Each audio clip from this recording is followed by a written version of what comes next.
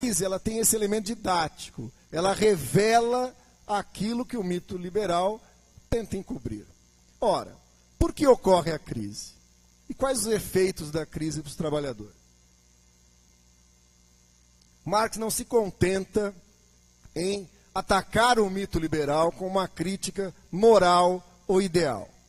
Marx desmonta o mito liberal pelos seus próprios fundamentos, pelo movimento da economia política e da crítica da economia política. Marx percebe no própria compreensão, como sabemos, da raiz do lucro do capitalista, já é uma luta de classes. É uma apropriação do trabalho na forma de um valor excedente, de uma mais-valia apropriada pelo capitalista.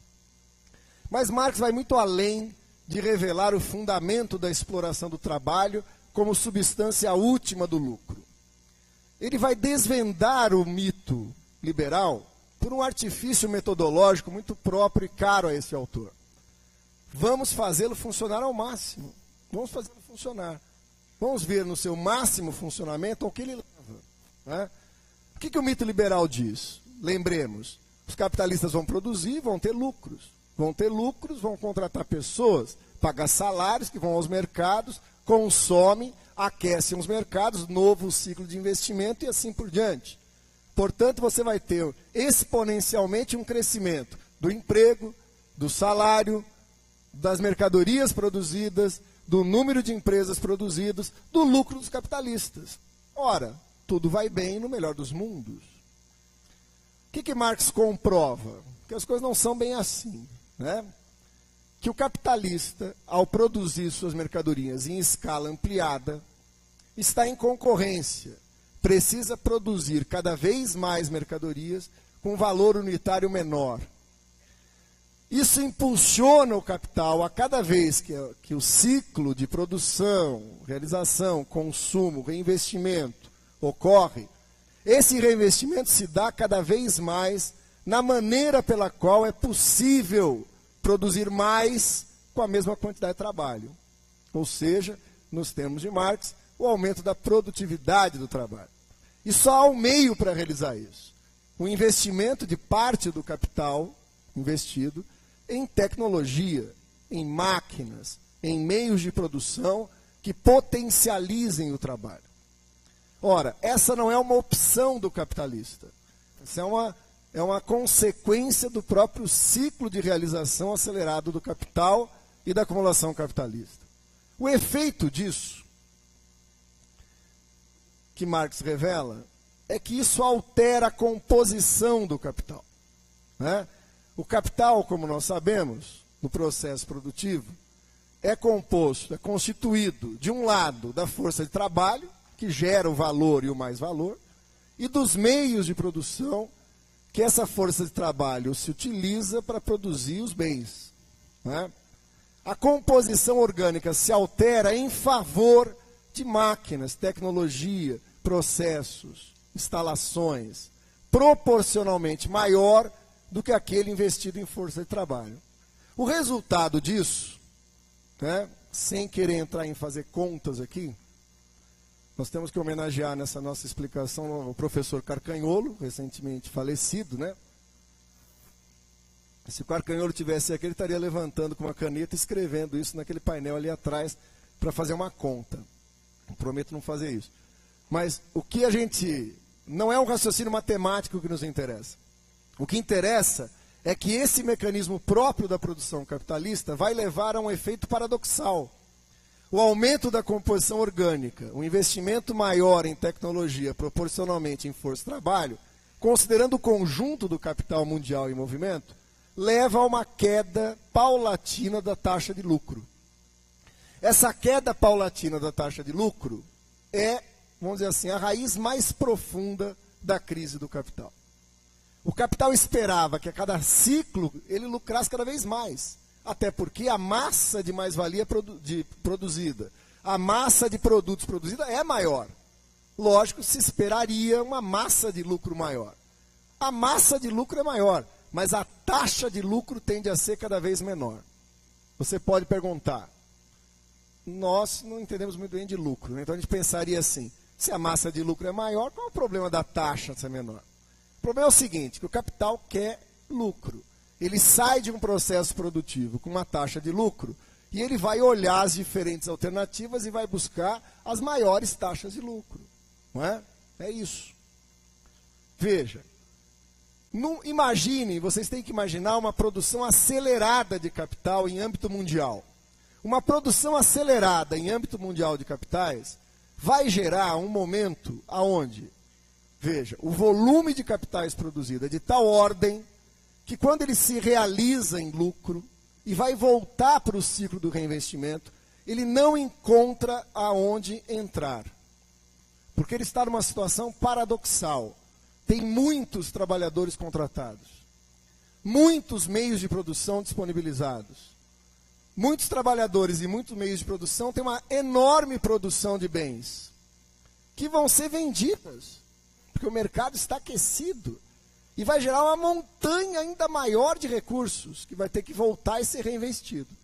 Eu sei que falar isso numa plateia como essa de assistentes sociais gera um estranhamento. Vou tentar explicar por quê. Vocês já passaram por essa crise ao final do mês? Muito dinheiro. Passaram? Né? Você chega em casa com muito dinheiro que você não conseguiu gastar durante o mês, chega para sua senhora e fala: Dagmar, eu tenho uma péssima notícia. O que foi? Ganhei um aumento. Não me fala uma coisa dessa. Né? Por quê? Porque a sua geladeira está lotada, o seu carro está na garagem, você já tem 2 casas, todos os móveis da sua casa estão superlotados de móveis, tem televisões, né?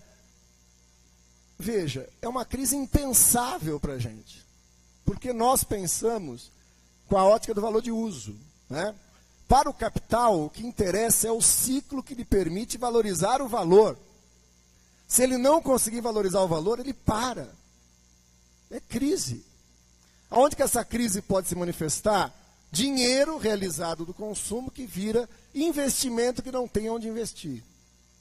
Muita força de trabalho contratada e que não pode ser usada.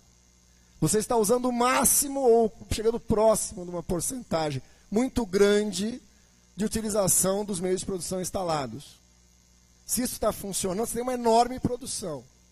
Veja, a crise se apresenta como uma enorme superacumulação de capitais.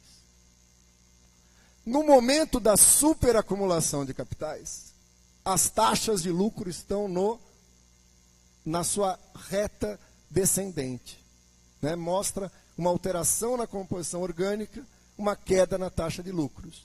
Uma superacumulação de capitais, que pode se apresentar, ora, como superprodução, uma massa de mercadorias produzidas além da capacidade do consumo para realizá-la, ou um subconsumo, né? Por alguns motivos conjunturais, um estrangulamento na capacidade de consumo em relação à proporção das mercadorias produzidas. Na verdade, é uma combinação desses fatores, nos alerta, por exemplo, Ernest Mandel nos seus estudos sobre a crise. O que ele diz? É uma combinação de superprodução e subconsumo. Mas a determinação disso está não na superprodução ou no subconsumo, mas na superacumulação de capitais. Para vocês terem uma ideia, no começo dessa crise, ainda na era Bush tem uma ideia incrível. Por que estamos em crise? O mundo vai entrar em crise? Tá. Os Estados Unidos vai entrar em crise? As indústrias não estão produzindo, não estão acreditando na capacidade produtiva, as pessoas estão parando de consumir. O Bush mandou um cheque para a maioria dos norte-americanos de $700, com uma regra: esse cheque jamais podia ser poupado no banco, ele tinha que ir ao mercado e ser trocado. Veja, o Bush tem uma ideia incrível, no caso dele é um fenômeno incrível, porque ele não tem um cérebro, e ter uma ideia é uma coisa importante. Né? Mas alguém deve ter tido essa ideia para ele. Né? Vamos aquecer o mercado, vamos injetar dinheiro no mercado para as pessoas poderem comprar as coisas, e aí o ciclo do capital continua acontecendo. Veja que isso é um mito que acomete as mais diferentes pessoas. Né? O Brasil ameaçado de ser engolido por essa crise, a saída é: libera o crédito. Bota as pessoas para ter crédito fácil. Você não precisa mais ir no banco.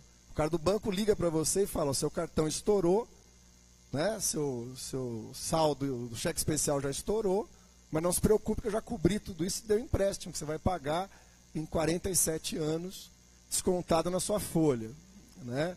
Aproveitando que eu estou ligando para você, você não quer trocar o carro, né? E aí começa aquela discussão, porque é uma tentativa de jogar dinheiro acreditando que a crise se dá pelo subconsumo. Quando a crise é identificada como superprodução, qual que é o remédio? Frear a produção, desincentivar a produção, aumentar os juros, fazer com que os capitais busquem não investir o seu dinheiro na produção para poder diminuir a produção, não é? Ora, felizmente ou infelizmente, nenhuma dessas medidas dá certo. Elas erram por motivos opostos. O problema é uma superacumulação de capitais. Essa superacumulação de capitais só se resolve de um jeito, queimando capitais. Agora entra um elemento ideológico importante para a gente fazer a conexão, como os trabalhadores percebem a crise. Veja, no momento em que a crise vai estourar, que a crise de superacumulação está se armando, se vocês prestarem atenção no que foi descrito, é o momento onde o capital está investindo o máximo, o emprego está em alta, o consumo está em alta, a produção está em alta. Se tudo está funcionando, o preço das mercadorias tem de estar baixo, pelo volume de mercadorias produzidas. O crédito é fácil. Se eu faço uma análise de conjuntura e digo isso, 99% desses nossos companheiros e companheiras assistindo vão dizer, legal, tá bom, tá ótimo, né? Veja, esse é o momento da crise, é o momento da superacumulação. Greenspan, quando era presidente do Banco Central norte-americano, faz isso ao vivo, didaticamente. Vai à prestação de contas no Senado norte-americano e faz essa análise. Os Estados Unidos está crescendo há 50 anos. A produção norte-americana bateu todos os recordes. O emprego está no máximo, o desemprego está em baixa. Os produtos estão baratos. O crédito está abundante. Nós vamos quebrar. Olha que estranho, né? Greenspan. Vocês conhecem o Greenspan? O Greenspan fez uma ponta naquele filme, Senhor dos Anéis. Ele fazia o papel do Gollum, aquela criatura careca, My Precious. Se vocês procurem na internet a foto do Greenspan, vocês vão ver o grau de semelhança dessa criatura. Olha que previsão estranha, está tudo indo muito bem, por isso vamos quebrar. A expressão do Greenspan é perfeita. Os Estados Unidos está numa rota de um crescimento, de uma irracionalidade exuberante. Vai estourar. O que precisa ser feito? Qual é a receita do capital para sair da crise de superacumulação de capitais? Queimar capitais. Destruir forças produtivas. Gerar desemprego. Destruir mercadorias produzidas. Criar um verdadeiro cataclisma na sociedade, para que isso gerando uma enorme bolsa de desemprego, quebrando, fechando empresas, abre-se uma nova possibilidade de mercado para a produção capitalista voltar a ser produzida com taxas de lucro aceitáveis. Nesse momento, é um momento delicado da crise, por quê? Porque é o momento onde o interesse geral do capital se choca com os interesses particulares de cada capitalista. Evidente que a saída da crise é essa descrita. Mas veja, imagine uma plenária como essa de capitalistas, onde se faça essa análise de conjuntura e chegue à conclusão de que a saída é fechar fábricas, demitir, destruir bens produzidos, desinvestir, parar de investir. Ora, nesse momento teria que entrar em função uma característica própria do capitalismo, que é a solidariedade, não é? O despreendimento. Então o capitalista falaria assim, tá bom, já que ninguém faz, eu faço. Se é para o nome, né? Eu não sei se os capitalistas têm um projeto ético-político, deve ter, né? Mas é muito diferente, né? A ética do capitalismo é a ética da concorrência, é a ética do ganhar, né? Então isso acontece algo extremamente surpreendente, que é o detonador da crise. Exatamente no ponto mais alto da superacumulação, os capitalistas entre si olham um para o outro e tomam uma decisão. Vai vir uma crise. Somente as empresas mais capitalizadas e mais fortes sobreviverão à crise. O que eu vou fazer? Vou dar mais um investimento. Vou investir mais um pouquinho. Vou tentar sair na frente nessa crise. Todas fazem isso e a crise se desenrola de maneira catastrófica, como nós sabemos. É impossível o desfecho da crise não ser catastrófico. Todas as teses de tentar dar racionalidade a esse movimento fracassam, porque ela é irracional. É impossível. Mesaros tem uma imagem boa sobre isso. É a tentativa de controle de um sociometabolismo incontrolável. Cada interesse particular movido não leva ao interesse geral, leva à agudização da crise. Muito bem. Isso gera a crise como uma catástrofe.